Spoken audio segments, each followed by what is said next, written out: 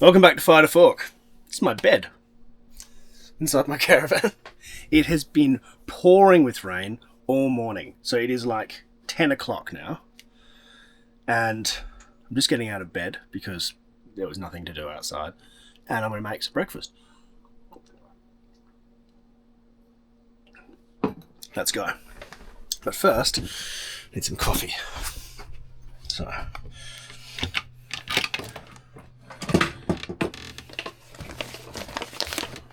get some.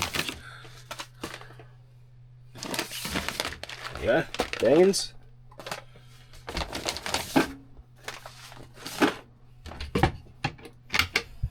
Charging stuff.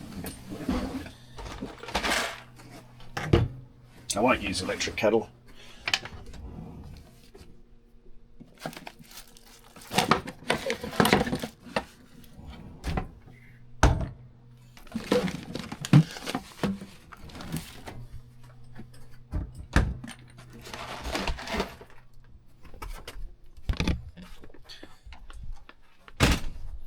Now you can see what I see when I film an episode. So, it's a bit of an insight into what actually goes into making a Fire to Fork episode.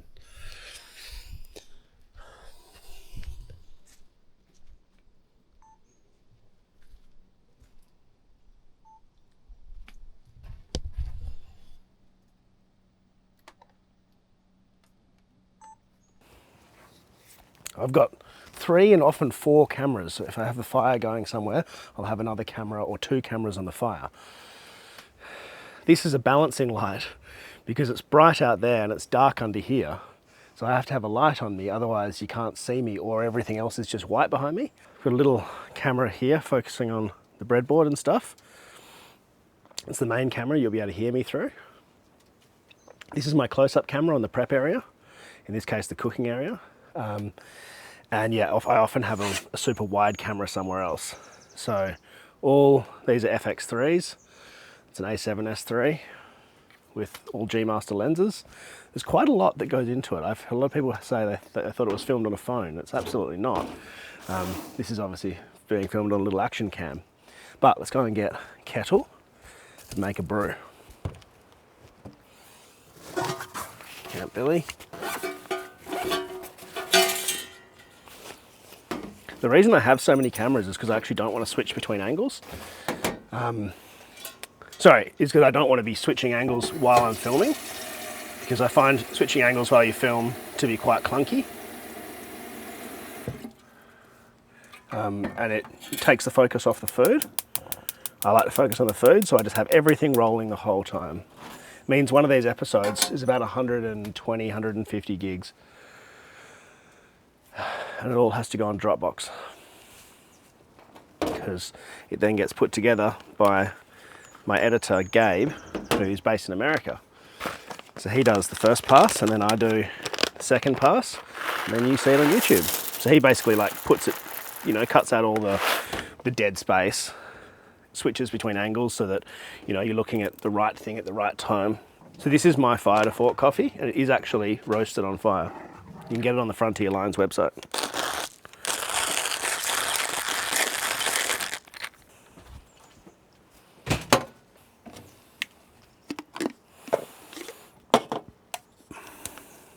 I've always done this upside down, and that's probably wrong, but oh well.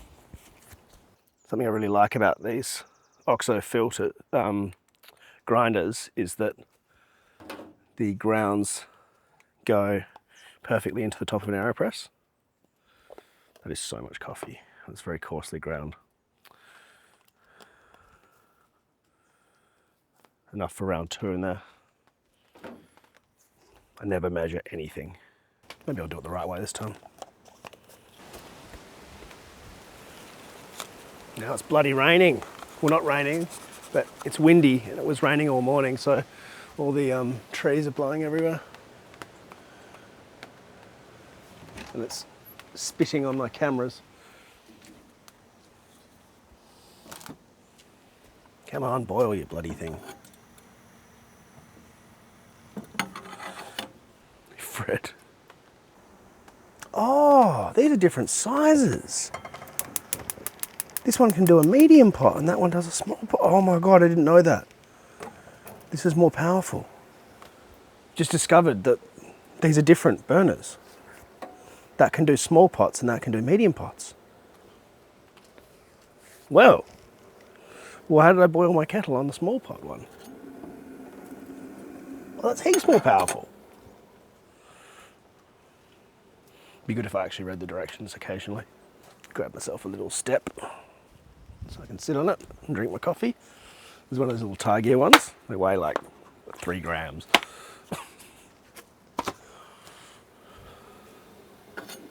Brilliant. That's so much quicker on that burner.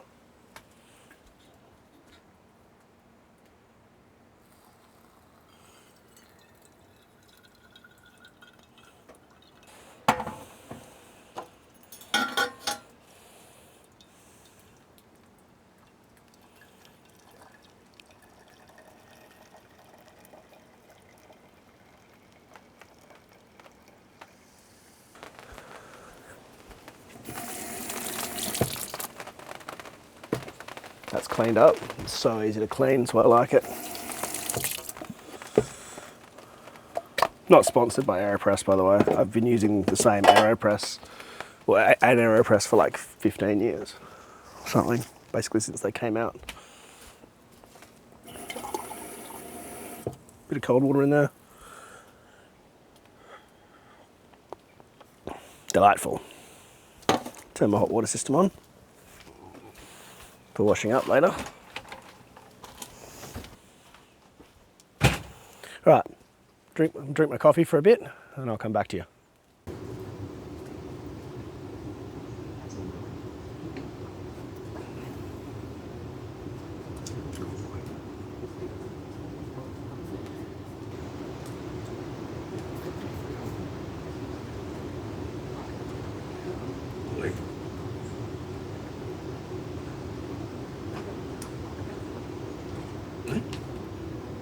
All right, partially caffeinated. So we're gonna crack on with this and I'm gonna start with some onions. We're making a Spanish omelette. I didn't know this existed. I'd never even heard of it and I found out about it and it just sounds awesome and it's right up my alley because it's like 3 ingredients and yeah, I don't know, I just like the sound of it. Sounds really cool because it has chips in it. So we're just gonna roughly dice some onions. No, not dice, I mean slice.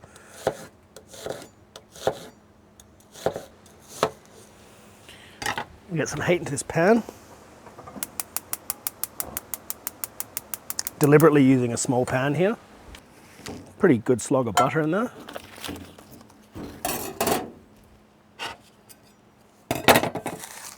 There's my food bowl, there it is. And half of this one, I'm gonna use the other half later on today. So I should say, I don't wash this trash bowl up at all till the end of the trip because there's no point. So it just stays dirty overnight.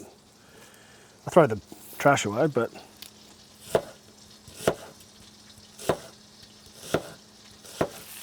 we're gonna caramelize these, so they're gonna take quite a while. Probably going to put these on for about 20 minutes kind of thing. Low heat, turn this down. Don't worry about overcrowding the pan, they're going to significantly reduce.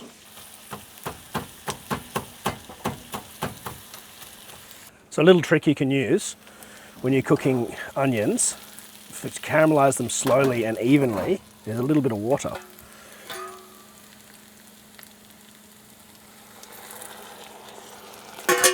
That will ensure the temperature never gets too high and it actually makes them a little bit juicier. You're just kind of stewing them. If you want to get really fancy, you can add some vinegar and stuff like that to it, but I don't want that extra flavour in there. I want these to be pretty simple.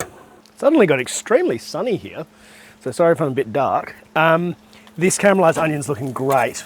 That's all really nice and dark.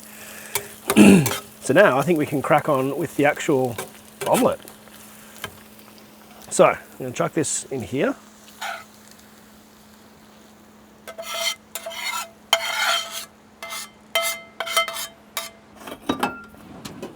bowl. We get some eggs. Obviously, can't have an omelette without eggs.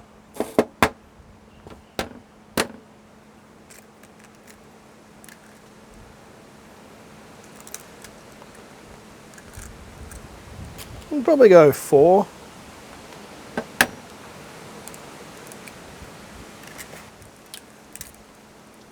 These are quite big eggs.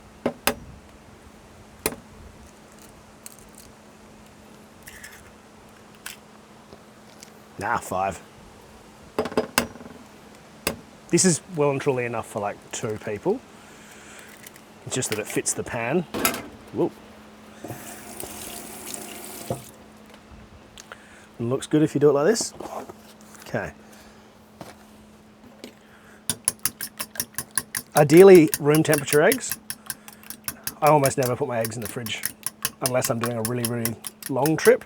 But if it's like just a week or something, they're totally fine in an environment that doesn't get super hot, like a caravan, which is insulated. But I always put them in my fridge if it's a really rough environment, just because I find they get like nestled in nicely with everything else. Okay. Now I want quite a lot of pepper in there.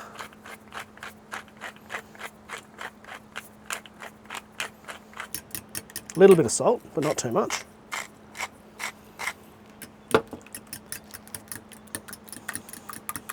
Now, this is where things get interesting. Thin crisps.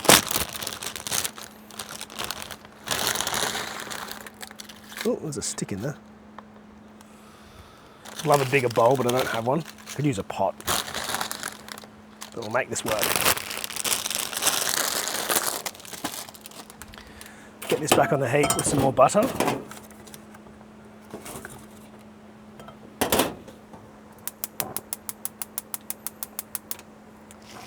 I didn't clean that out, it's fine. Okay.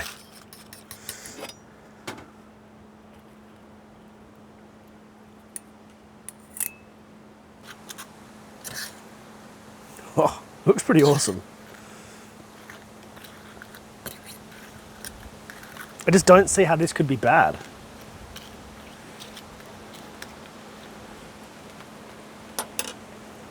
Put that into medium heat.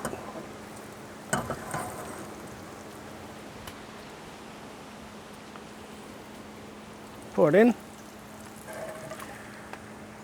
Oh, yes.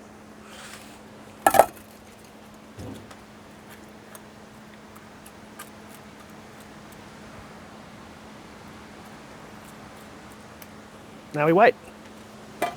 So we want this to sort of be cooking through, so it's on low heat, and you'll be able to feel at the edges when it can kind of lift up, and it's not sticking to the pan. So you want a well-seasoned pan or a non-stick pan. I just don't like non-stick pans generally. Okay. This is where things are going to get either good or messy, or both.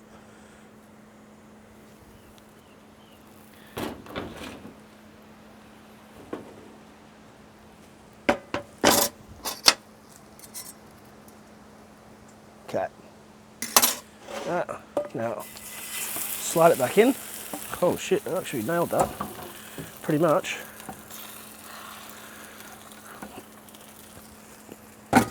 Ooh!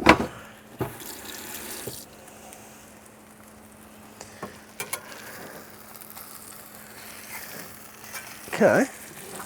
Okay. We're on here.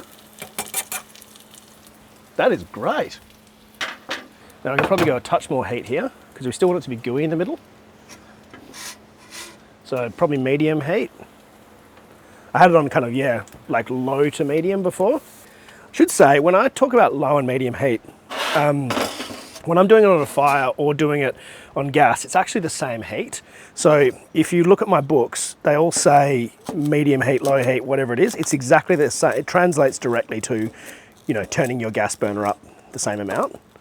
I've deliberately done it that way so that it'll translate to any cooking method. Just cutting up a bit of spring onion purely for some greenery.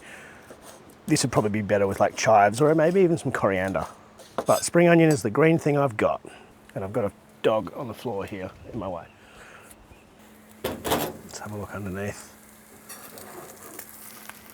Yep, it's brown underneath, so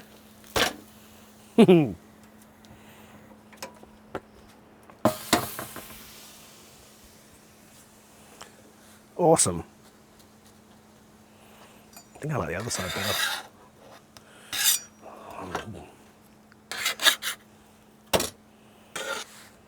Yeah, oh, that looks so good. I always like to wash up a hot pan. It just washes a bit better. And then I dry it by putting it back on the heat. Dollop of sour cream. I've heard this served with mayo, and I don't really think that would be that good. Didn't do a very good job washing that up. Anyway, dollop of sour cream.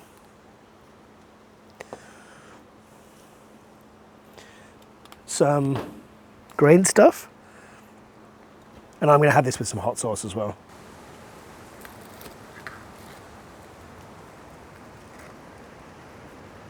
Yeah, that's a pretty awesome cross section. Still nice and gooey in the middle. Right, gratuitous B-roll. Let's do this.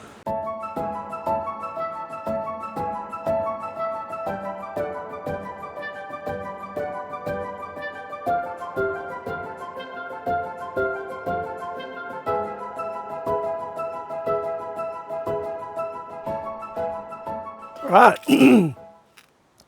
let's give this a try.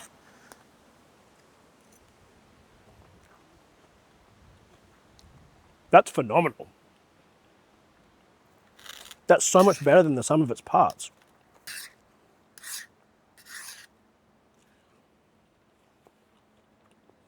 Bit of salt. Bit of hot sauce, I think. Nothing too hot, so I'm going to go for the Bunster's Pretty Hot. Just like get it from Coles. It says 9 out of 10. I would rate it like a 5 out of 10 for heat. It's really not a very hot sauce. It's just got like enough that you can taste it.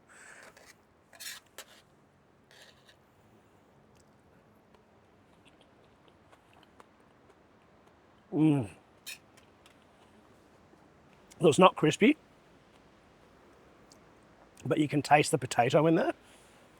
Motorbikes. Fred, come here. Anyway, you can taste the potato. It's really nice. The hot sauce is excellent, actually.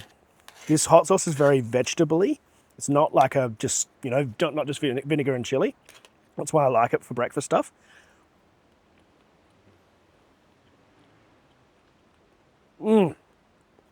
It is honestly such a good way to start the day. And I know it. I know.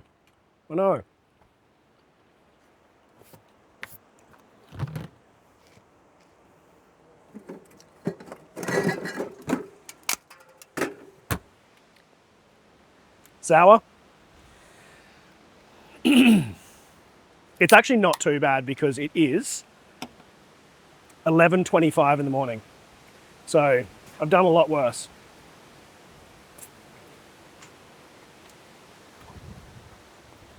Oh, it goes really well with beer. Like, I hate how much it goes with beer. Well, if you're going to be having a brekkie beer anyway in the bush, not driving anywhere, is a good place to have it. That is exceptional. I think it's the best omelette I've ever had.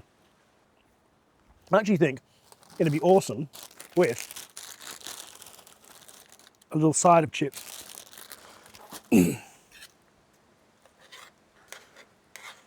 Yep.